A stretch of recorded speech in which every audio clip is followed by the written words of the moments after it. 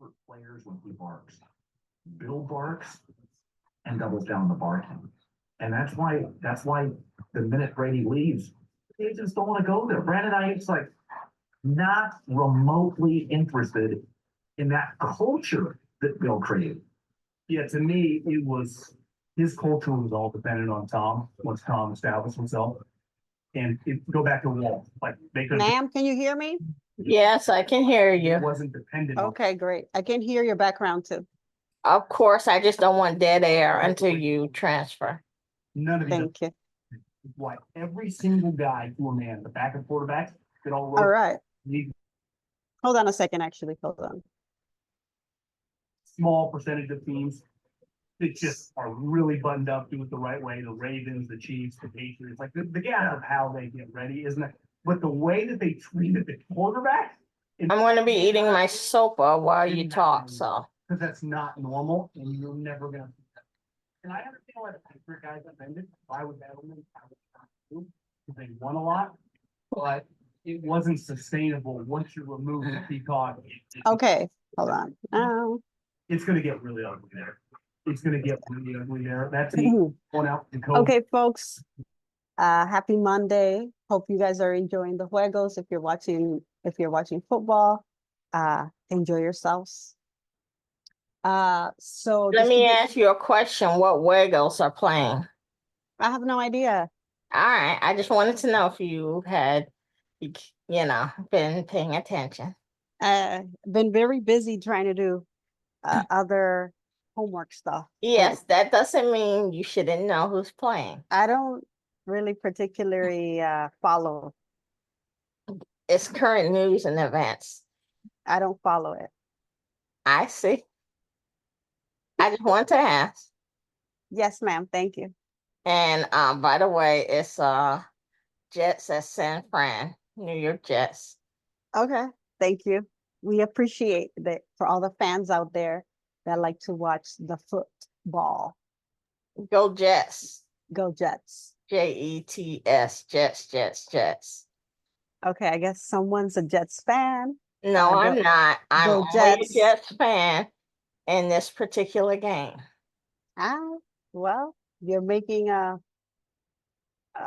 referee, not you're making noises towards it, so I thought you were a fan. Okay, anyway, let's get to the bottom of this. So a synopsis of today, as you can see, today was Monday. This was sort of expected because last week was a very down week in the markets and such. So we needed kind of like a little pick me up, a little bounce. And you can see that the Dow Jones, which is usually the one that doesn't lead, is always left behind in third or fourth place, was the winner of the day.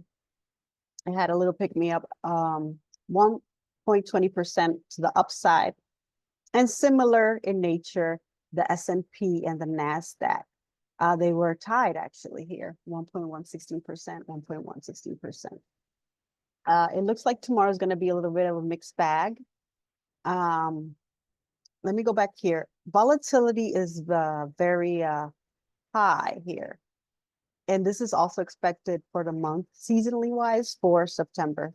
So just keep that in the back of your mind in your little notes and use that as a reference of why things may not pan out for you, is because historically speaking, the month of September is very volatile. Okay, so yeah, for tomorrow, like I said, mixed bag, but really nothing has changed, at least for the Dow. It's really too early to tell, but that's what's out there for now. Apple, I guess, announced iPhone 16, iPhone 16 Pro, Apple Watch, etc. So for those of you who have iPhone merchandise, mobile devices and such, paraphernalia, whatever you want to call it, this is something for you guys to look out, and for the stock.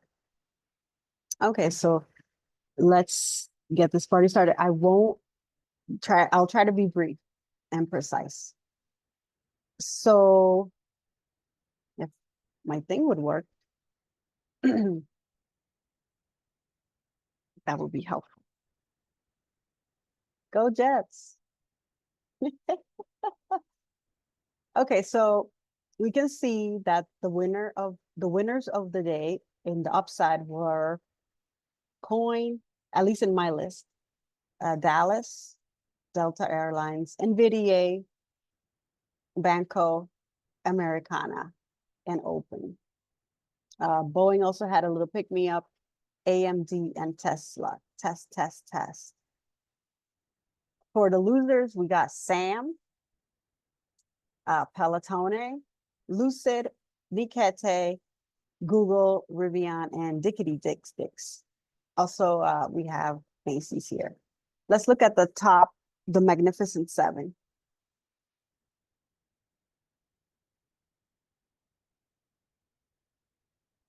All right. Let me see. All right. So, Apple was very sort of strong today. Look at this hammer kind of pushing the prices up. It after this bottom here, it has been picking up. The last couple of days were down, starting to maybe make an impression, but I feel like, you know, this is lower than this. Obviously the best price to get would be if it Apple gets that. sucked today. I wish it would get back down here to this 205 or 206 price point. So in the meantime, this is the rejection area. This is the buying zone. We also have a buying zone here at 180. So if it gets down here in a year or two, that's where you want to kind of put a little notification and say, hey, that's an excellent price. Let's look at somebody's favorite. It's called Meta. And you can see for the final candle of the day, it wasn't overly strong. It was almost like a hanger. So basically it went up and then it went down. And I guess most of the action was at the beginning of the day for upside. And then, but where you would get most of your money, it would have been a short from this top right here at 511.33 to the bottom 502. So that's about $9 or so. That would have been a really good deal if you got, you know, over 100 shares, $9 per share. Excellent. So that's Meta for you. In terms of trend, it's in this area of kind of a buying area, but I'm not kind of convinced because it's over this. I don't forget what it is. I believe this is the 20 average day moving average. So we'll see if it you know, breaks up from here and goes up. But I kind of feel like it's kind of, it could continue to go down, but time will tell with here with this. It is sort of in a buying zone. So, but we'll see as the week continues. Let's look at Netflix. We haven't looked at that in a minute. 676, super expensive stock. It moves about 1739 per day. Is similar in nature to what we were looking for, Apple or any tech stock, where it, you know, here was buried the buying zone where it did this sort of dip, couple of days, weeks, 3 weeks going down, and then boom, it picked up. And now it's starting to go trend down. But this mountain is higher than this mountain. So I'm thinking this one is stronger and it could get up to that $700 mark. And if it surpasses, especially during the election period, this thing could get like to 750. Who knows? Amazon.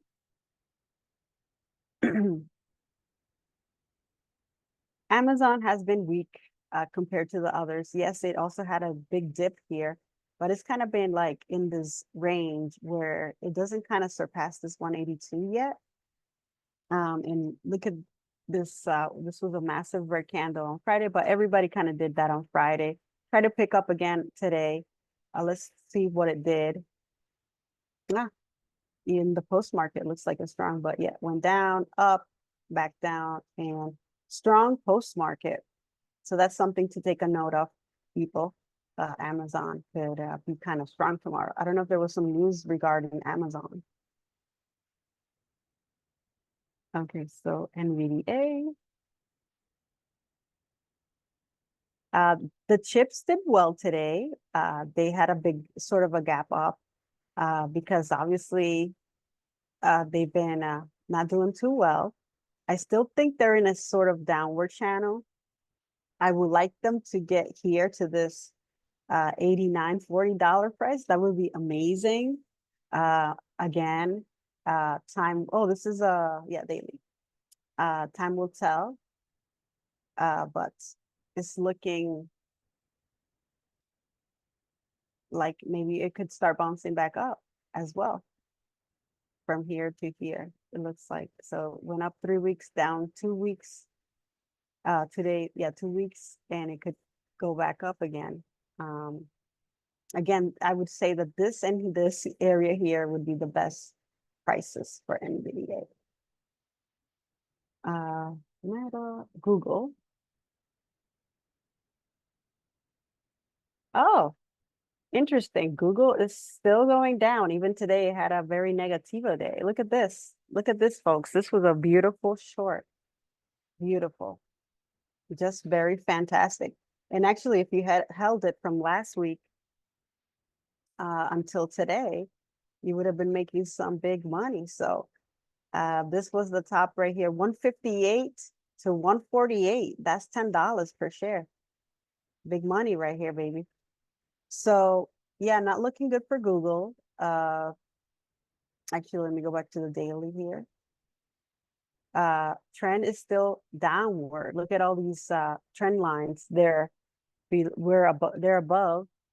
I think it's going to get down here. We should put this on the notes to watch because it's starting to head to this buy-in zone area at 140, Madama.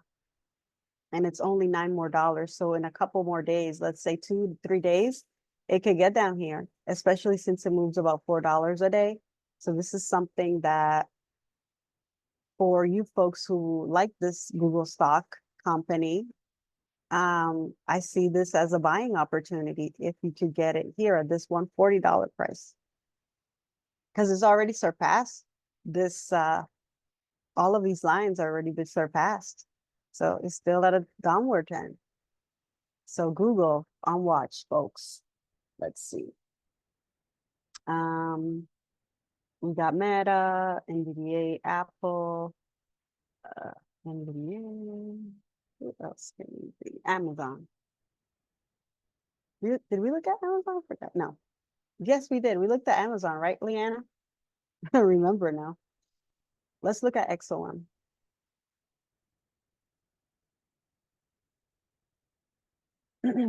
So obviously XOM had a wonderful day today.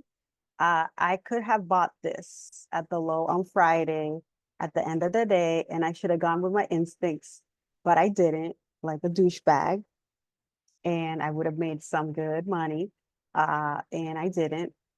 And basically it had gapped up from Friday, and it was just cray up all the way. You could have just like closed your eyes and maybe around 1 o'clock, oh, let me go check it, and then sold it and maybe shorted it, and you would have made lots of money. Look at this. This thing is gonna break out soon from, it already kind of broke out from this little channel. Boom, is going up. Let's see if it continues upward the next couple of days. This is obviously an area of resistance here at 120. We want to see if it gets there. If it breaks this high, it's going to go to 122 or 124. But time will tell. It got to the bottom. We missed it, but it could still trend up the next couple of days. So we can maybe still see if it goes down a little bit tomorrow, maybe to 115, 114 or so. That would be a good buy-in zone right here. Maybe 113, yeah, 114. And then if it continues to go up the next couple of days, you can make some flux, but manage your risk. And that's that. How we doing on time, Miss Green? Okay, let's look at, You're talking to the Diablo. I have no idea. okay, so any particular stock? Oh, let's look at Campbell just to see, and Boeing. Just keep an eye on it, because at some point we want to make sure that when this hits to the top, we want to short it. Let's see, historically speaking, the top is over here at 58. So it has $9 to go. So it doesn't move that much. So maybe in the next couple of 2 weeks or so, let's see if it gets down here, because this would be fantastic. It's really going back up while things are going down. So that tells you, maybe a recession is on the way. Who knows? Because people are going to start buying sofa like crazy. So here it is, 58. You could take a little, obviously we could have, the price was at 40. But if you do want to make a few bucks and manage your risk, maybe get some here and put an out here at 54 and potentially 57. That's a few pesos that you can make. It is on hard buy, so that's something to make a note of. Let's see. Let's look at open just because it did well today. And we're going to look at Tesla. And I think those are the most interesting stocks. So here's open. You can see that it's in a downward, absolute crazy downward channel. It's 196 today. Woohoo! If it gets to 250, just short it. That's the place to short it. See how many times it has hit this resistance area. But people are not buying homes. They're very expensive. And even if interest rates drop, the inventory is not that great around here anyway. Let's see. What else?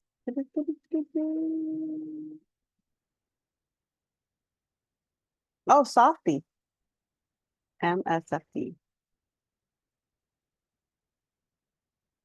Softy. Okay, so Softy has been going down. Interesting area here at 387. If it gets back down here to 387 and it breaks this level, then potentially you want to see if it gets back down to this 340 area. There's a little bit of an area as here, but that's still close to 380. So yeah, let's see if Softy continues this downward spiral, and we could try to get the best price as possible. They're gonna bring it up because they want everybody to be happy for the election. And then when the market makers have gone everybody in their net, then they're gonna sell off like crazy. So just try to get the best price as possible. Maybe, write it up. KAT, that means get out as it approaches the high and make your money. And then as it goes down, write it down. And then once you get to this buying zone, make sure you have a few shares available to buy, and then see how low will it go. Okay, guys. So that's all I have, unless let's look at some banks real quick. EBC and Bank of America, and call it a night. So it looks like banks are turning as well.